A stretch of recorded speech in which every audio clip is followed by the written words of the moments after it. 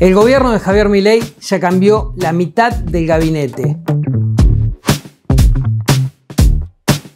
Sí, como escucharon, en 10 meses de gestión, los principales puestos de las primeras líneas, obviamente, ¿no? Porque si vamos a hacer un repaso de segundas y terceras líneas de gestión y de gobierno, tenemos que hablar de por lo menos 30, 40 funcionarios que fueron desplazados, pero lo que es el equipo, la mesa chica de Javier Milei, ya hay por lo menos 5 salidas muy importantes en un gobierno que comenzó con 9 ministerios y con una jefatura de gabinete, es decir, la mitad de los funcionarios ya no son parte de esas primeras líneas de las que estamos hablando. El primer caso, la primera salida fue en enero, muy temprano, con apenas un mes y medio de gestión, de Guillermo Ferraro, el que era en ese momento ministro de Infraestructura, un ministerio que ya no existe más, que terminó siendo absorbido por Luis Caputo en el Ministerio de Economía.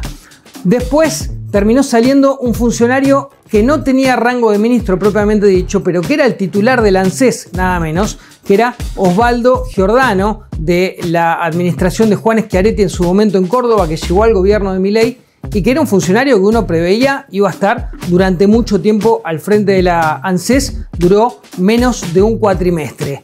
Con el tiempo se fueron dando otros cambios, ¿no? Porque uno va a decir, bueno, también se crearon ministerios. Por ejemplo, apareció Federico Sturzenegger como ministro de Regulación y Transformación del Estado, pero también se achicaron otras áreas. Hay que poner, por ejemplo, a Guillermo Francos entre la lista de eyectados, no, porque cuando termina el Ministerio del Interior o cuando se termina la idea, la estructura del Ministerio del Interior, la absorbe Jefatura de Gabinete, que asume Francos en Jefatura de Gabinete. ¿Por qué hablo de Francos?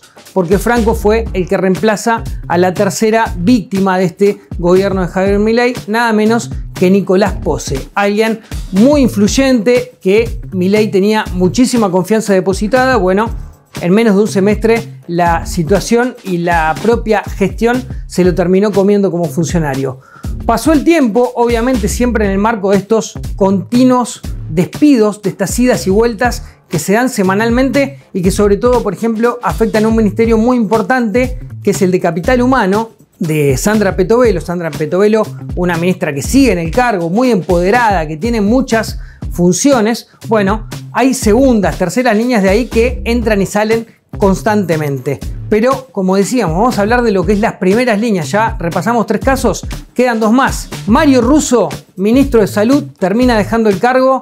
Una gestión, la verdad, muy gris de Russo en general, ¿no? Sin demasiadas funciones, sin demasiado poder también para moverse. Bueno, termina siendo desplazado en septiembre por Mario Lugones, que es un influyente médico muy cercano a los Milei y muy cercano a Santiago Caputo también.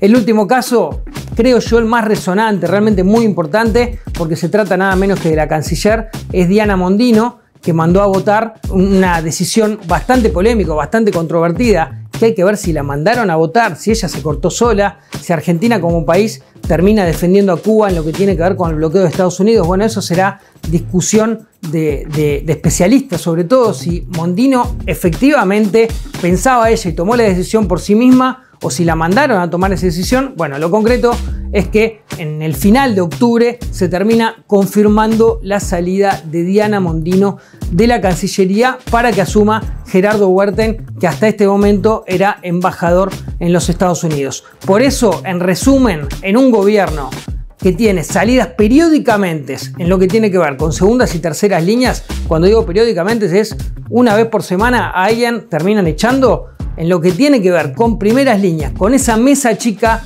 de Javier Milei, también está sintiendo el impacto, porque en lo que era un gabinete muy comprimido, con 9 o 10 ministerios según el momento, según los ministerios que entraron, los que se fueron, bueno, ya la mitad de esos ministros terminaron dejando su cargo. ¿Por qué pasa esto?